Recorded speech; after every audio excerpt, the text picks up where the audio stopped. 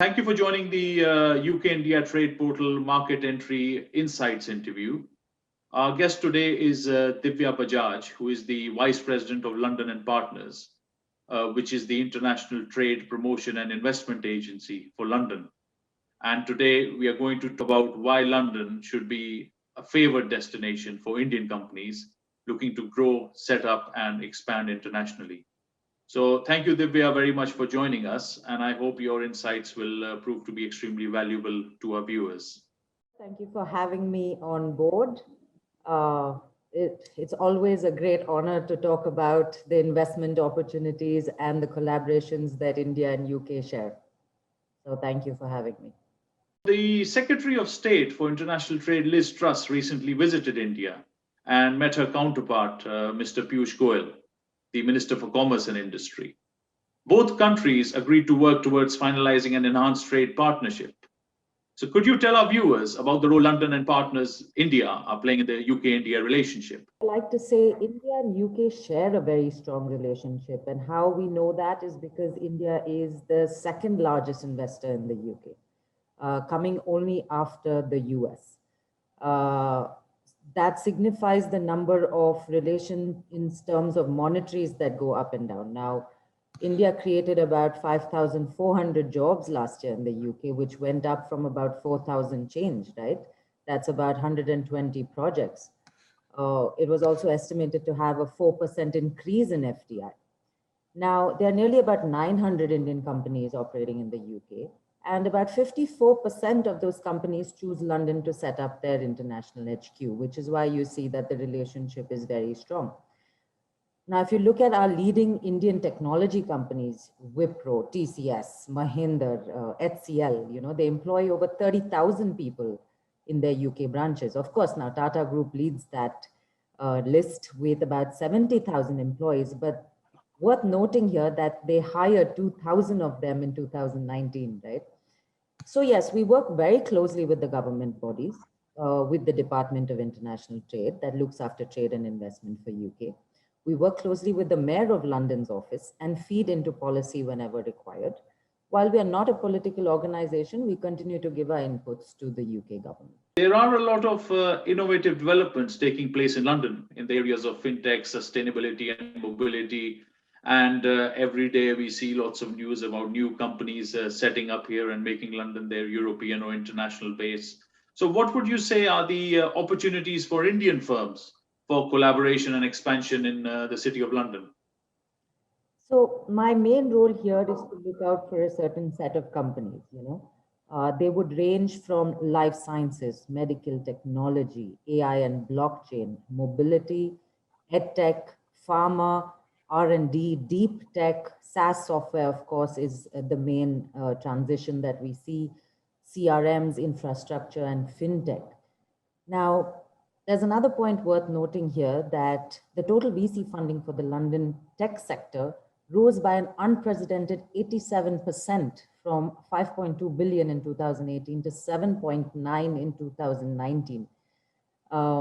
London's economy, government, policymakers are quick to adopt all these new and trending technologies. And I have two examples. Now, given that COVID caused a lot of companies and pushed them to innovate really quickly, there were two scale-ups that were incorporated. One of them was a What 3 Word, which is a wayfinder tech that helps people and find key hospital access points, and ensure patients and PPEs arrive safely. The other one was a food delivery called Deliver Aid, which was adopted by the government to feed frontline NHS staff and simultaneously support local food outlets.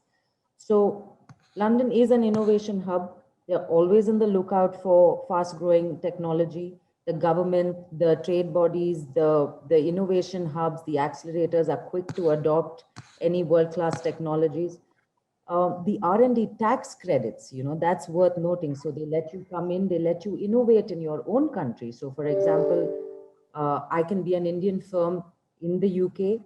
I can have 80 people doing R&D back home, and the government still gives me tax credits. That's huge, and Indian companies really make use of it. The UK government has done two major visa changes. That's worth noting in this question, is that the Tech Nation visa, which is the global talent visa, which allows tech companies to employ skilled workers for up to 5 years. And recent figures show that there's a 48% increase in the application in 2020 alone. So you can imagine the kind of workforce that's going to be building. And the other thing that the UK government has extended the post-study work visa, allowing international students to stay and apply for jobs in the UK for up to 2 years after graduating. So yes, you have all these sectors that London's famous for. They've eased visa restrictions. They want us there. They want us to grow there. We are the second largest diaspora in UK.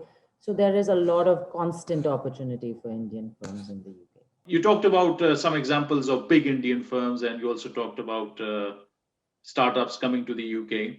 Why do you think Indian companies should choose London as their European base?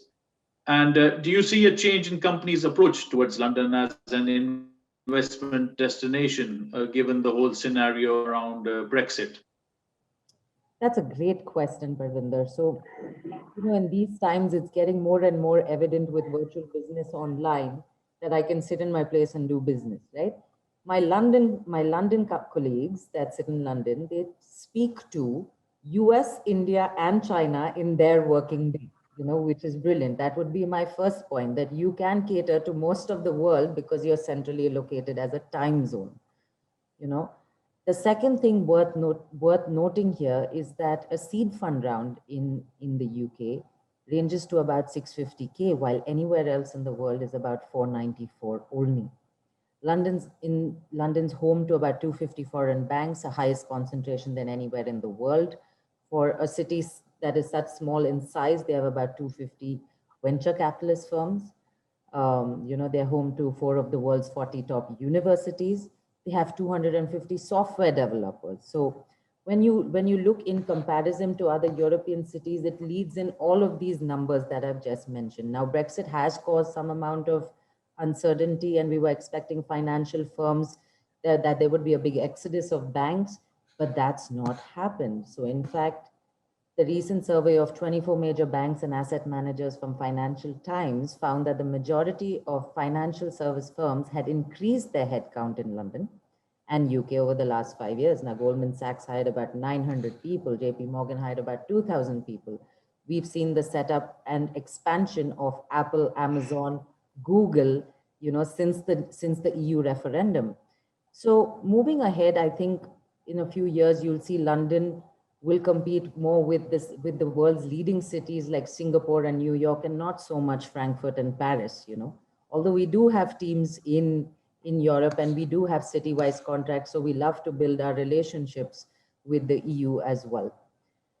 It also showed that London came in second for Indians after Dubai.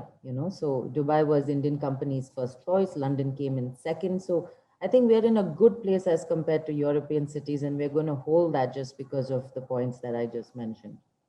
So, could you please talk us through the steps an Indian company should take when setting up in London? I would break this answer up into two parts. I talk to companies and I tell them you focus on two separate entities. One is the hygiene side of setup, and one is the knowing the ecosystem, the ecosystem knowledge side. Now, in the hygiene side, we advise companies on visa, cost of incorporation, cost of running your business for a year, taxes, dual taxation, treaties between your two countries, how you move funds. So a company sitting here can talk to us and understand the kind of cost implications that they would incur having an entity in the UK or London, right? The other side is ecosystem knowledge. Now, we have a beautiful sector team that's based out of London that connects companies to other companies, to accelerators, to events, to gives them speaking slots, just opens up the ecosystem in a way where they wouldn't be able to do it on their own, or it would take a long time. So both these aspects we advise companies on. Worth noting here that once they do land in London, we have some of the largest accelerators and business growth programs in the city. So a company would then join a business growth program from L&P. It helps them scale in London. Then if they are of a certain size, they would join the Mayor's International Business Program. And our teams would assist them in entering new markets because London is a global hub. So they could enter China from there. They could enter US from there.